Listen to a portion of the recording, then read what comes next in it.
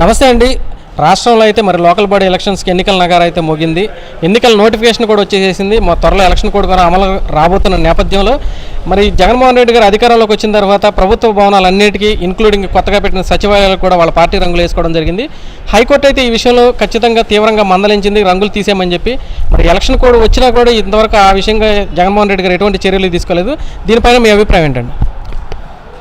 వాళ్ళేదో వాళ్ళ వైఎస్ఆర్సీపీ పార్టీ కార్యాలయాలు అయినట్టు, లేకపోతే వాళ్ళ ఎమ్మెల్యేల ఇల్లు అయినట్టు, లేకుంటే వాళ్ళ ఎమ్మెల్యేల యొక్క క్యాంపు కార్యాలయాలు అయినట్టు రాష్ట్రంలో లోటు బడ్జెట్లో ఉన్నా కూడా చంద్రబాబు నాయుడు గారు అధికారంలోకి వచ్చిన తర్వాత ప్రతి గ్రామంలో కూడా మంచినీటి కోసం నీళ్ళ ట్యాంకులు, అదేవిధంగా కరెంట్ లేని చోట్ల కొత్తగా కరెంటు పోల్స్, అదేవిధంగా మరి పంచాయతీ కార్యాలయాలు నిర్మిస్తే జగన్మోహన్ రెడ్డి గారు అధికారంలోకి వచ్చిన తర్వాత తన సాక్షి పేపర్ నుంచో, లేకపోతే తన సరస్వతి సిమెంట్ ప్రాజెక్ట్ నుంచో, లేదా భారతీయ సిమెంట్స్ నుంచో నిధులు తీసుకొచ్చి తన సొంత ఖర్చులతోటి గ్రామాల్లో కట్టిన విధంగా ఈరోజు వైఎస్ఆర్సీపీ పార్టీ వాళ్ళు కరెంటు స్తంభాల కాడ నుంచి, లేకపోతే అరుగుల దగ్గర నుంచి, R&B బ్రిడ్జెస్ దగ్గర నుంచి, వాటర్ ట్యాంకుల దగ్గర నుంచి, గ్రామ పంచాయతీ కార్యాలయాల దగ్గర నుంచి ప్రతి ఒక్క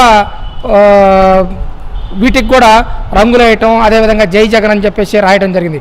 ఎన్నికల ముందు కూడా నేనున్నాను, నేను విన్నాను, లేదా రావాలి జగన్, కావాలి జగన్ అన్నాడు. ఇవాళ రాష్ట్ర ప్రజలు ఏమంటా ఉన్నారు? వచ్చాడు జగన్, మోసగించాడు జగన్ అని చెప్పేసి మాట్లాడుకుంటా ఉన్నారు. ఇప్పుడు కూడా సిగ్గు శరం లేకుండా ఇంకా కూడా హైకోర్టులో కేసులు వేయడం జరిగింది, పిల్స్ వేయడం జరిగింది. కొంతమంది ప్రజలు స్వచ్ఛందంగా ఇవాళ ప్రభుత్వ భవనాలకి, ఇలా ప్రజల చేత కట్టబడినటువంటి పన్నుల చేత నిర్మితమైనటువంటి గ్రామ సచివాలయాలకు ఈరోజున వైఎస్ఆర్సీపీ పార్టీ వాళ్ళు జగన్మోహన్ రెడ్డి పేర్లు రాస్తూ ఉన్నారు. జగన్మోహన్ రెడ్డి జై జగన్ అని చెప్పి రాస్తూ ఉన్నారు. అదేవిధంగా వైఎస్ఆర్సీపీ పార్టీకి సంబంధించిన రంగులు వేస్తూ ఉన్నారని చెప్పేసి హైకోర్టుకి వెళ్తే హైకోర్టు సాక్షాత్ ఈ రాష్ట్ర ప్రభుత్వాన్ని, అదేవిధంగా అన్ని జిల్లాల కలెక్టర్లను హెచ్చరించింది. మీరు ఏ ఉద్దేశంతో ఈ రోజున కొంతమంది రాజకీయ నాయకులు ఇలా ప్రభుత్వ పథకాల్లో భాగంగా మరి ఏర్పాటు చేసినటువంటి బిల్డింగులకి ఈరోజు రంగులు వేస్తూ ఉన్నారు.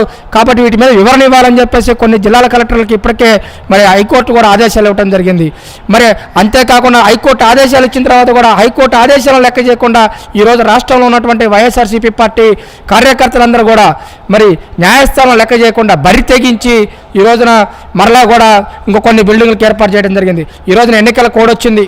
మరి మనం చూసినటువంటి ద్వివేది గారు, ఇదే పంచాయతీరాజ్ కమిషనర్గా ఉన్నటువంటి ద్వివేది ఆ రోజున మరి మొన్న జనరల్ ఎలక్షన్స్లో ఎలక్షన్ కమిషనర్గా వ్యవహరించారు.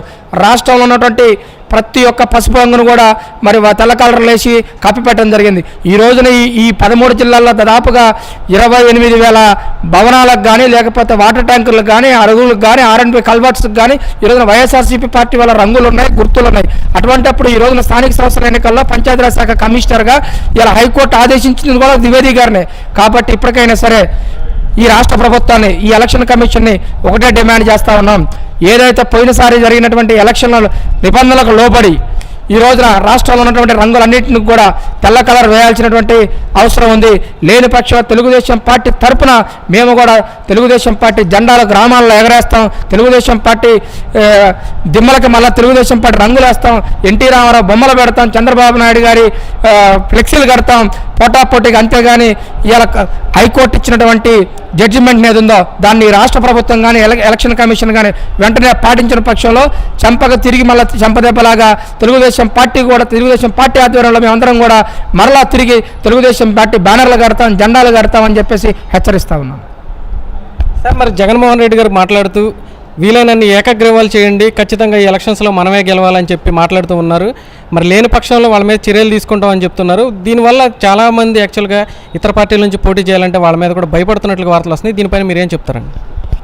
జగన్మోహన్ రెడ్డి గారికి ఇప్పటికే ఓటమి భయం పట్టుకుంది. అందుకోసమే తన మీద ఉన్నటువంటి వ్యతిరేకతని ఎక్కడ ప్రజలు రేపదేం ఓడిపోయిన తర్వాత ప్రజలు ఎక్కడైతే జగన్మోహన్ రెడ్డి గారిని చేదరించుకుంటారని చెప్పేసి ముందస్తు జాగ్రత్తలో భాగంగా వాళ్ళ పార్టీ ఎమ్మెల్యేలని, వాళ్ళ పార్టీ మంత్రుల్ని భయపెడతా ఉన్నాడు. ఓటమికి బాధ్యత మంత్రులు వహించాల్సి ఉంటుంది, ఓటమికి బాధ్యత ఇన్ఛార్జి మంత్రులు వహించాల్సి ఉంటుంది, ఓటమికి బాధ్యత శాసనసభ్యులు వహించాల్సి ఉంటుందని చెప్పేసి సాక్షాత్తు జగన్మోహన్ రెడ్డి గారే చెప్పగానే చెప్పారు. ఎందుకంటే వాళ్ళ పార్టీకి జరిగినటువంటి మీటింగ్లో మాట్లాడుతూ మీరే బాధ్యత తీసుకోవాలి, గెలిచినా ఓడినా మీదే బాధ్యత, మీ మీద వ్యతిరేకతతో ఓడిపోతుంది రేపని చెప్పేసి చెబుతున్నాడంటే అతను ఓటమిని అంగీకరించాడు. రేపు రాజీనామా చేయాల్సి వస్తుందని చెప్పేసి ఎమ్మెల్యేలకు హెచ్చరికలు జారీ చేస్తా ఉన్నాడు, మంత్రులకు హెచ్చరికలు జారీ చేస్తా ఉన్నాడు. ఇలా నిఘా యాప్ అని చెప్పేసి ఒక దొంగ పన్నాగం పంతా ఉన్నాడు. నిన్న గుంటూరు జిల్లాలో మద్యం దొరికింది వైఎస్ఆర్సీపీ పార్టీ కార్యకర్త దగ్గర. అదేవిధంగా ఇప్పటికే రాష్ట్రంలో ఉన్నటువంటి అన్ని గ్రామ పంచాయతీలకి ప్రభుత్వ ఆధ్వర్యంలో నడుస్తున్నటువంటి వైన్ షాపుల ద్వారా ఇప్పటికే మద్యాన్ని వైఎస్ఆర్సీపీ పార్టీ నాయకులు వాళ్ళ ఇళ్లకు తరలించుకున్నారు, డబ్బులు వాళ్ళ గ్రామాలకు తరలించుకున్నారు. డబ్బు మద్యం ముందుగానే వాళ్ళ ఇళ్లకి వాళ్ళ గ్రామాలకు తరలించుకున్న తర్వాత నిఘా అనేటువంటి ఒక యాప్ని ఈరోజు తీసుకురావడం జరిగింది. ఇది ఒక పెద్ద దొంగ నాటకము. ఇవాళ ఎలక్షన్ కమిషన్ ఆధ్వర్యంలో ఇవాళ రాష్ట్రంలో ఎలక్షన్లు జరగబోతూ ఉన్నాయి. ఎలక్షన్ కమిషన్ అనేది ఒక అటానమస్ బాడీ, ఒక చట్టబద్ధత కలిగినటువంటి సంస్థ. ఆ సంస్థ చేయాల్సినటువంటి పని ఆ సంస్థను చేయనీయకుండా ఇవాళ జగన్మోహన్ రెడ్డి గారు ఒక పార్టీకి అధ్యక్షుడిగా ఎన్నికలను పరిశీలించుకోవాల్సిన బాధ్యత ఉంది. ఇవాళ మిగతా విషయాలన్నీ కూడా సిఎస్ గారు చూస్తారు, డీజీపీ గారు చూస్తారు. జగన్మోహన్ రెడ్డి గారికి ఏం పని? నిఘా అనేటువంటి ఒక యాప్ని అతను ఆవిష్కరించాల్సినటువంటి అవసరం అతనికి లేదు, అతని బాధ్యత కూడా కాదు. కాబట్టి ఇప్పటికే జగన్మోహన్ రెడ్డి గారు మద్యాన్ని డబ్బుని పంపిణీ చేసుకొని రెడీగా ఉన్నారు. ఇవాళ అతను చెప్పిన విధంగా ఎన్నికల్లో మద్యం వాడకుండా, ఎన్నికల్లో డబ్బులు పంచకుండా ఎలక్షన్ జరిగితే 100% ఇక తెలుగుదేశం పార్టీ అన్ని గ్రామ పంచాయతీలు, అన్ని మున్సిపాలిటీస్, అన్ని జెడ్పీటీసీలు, అన్ని ఎంపీపీలు కైవసం చేసుకోబోతా ఉన్నాం. కానీ వీళ్ళు అలా చేసేటువంటి పరిస్థితులు లేరు. ఎస్ఐల కాడ నుంచి, కానిస్టేబుల్ కాడ నుంచి, డీజీపీ స్థాయి వరకు కూడా అందరిని కూడా ప్రభావితం చేస్తూ ఉన్నారు. ఈరోజు రాష్ట్రంలో బీసీ రిజర్వేషన్స్ ఏదైతే కిరణ్ కుమార్ రెడ్డి గారు 60.85% తోటి 2013లో స్థానిక సంస్థల ఎన్నికలు జరిపితే ఈ రోజున 50% పరిమితం చేసి అందులో 34% బీసీ రిజర్వేషన్స్ 24% చేసి ప్రత్యక్షంగా పరోక్షంగా ఇలా వార్డు మెంబర్ల కాడ నుంచి మున్సిపల్ చైర్మన్ల వరకు కూడా 16,000 మంది బీసీలని రాజ్యాంగబద్ధమైనటువంటి పదవులకు దూరం చేశాడు. కాబట్టి రాష్ట్రంలో ఉన్నటువంటి బీసీలు మొత్తం కూడా వాళ్ళ గొంతులు కోయటం జరిగింది. దీన్ని రాష్ట్రంలో ఉన్నటువంటి ప్రజలందరూ కూడా గమనించారు, మరీ ముఖ్యంగా బీసీలు గమనించారు. రానున్న రోజుల్లో ఇవాళ జనాభాలో సగభాగమైనటువంటి బీసీలందరూ కూడా ఈ రోజు జగన్మోహన్ రెడ్డి గారికి చెంప చెల్లుమనిపించడానికి సిద్ధంగా ఉన్నారు.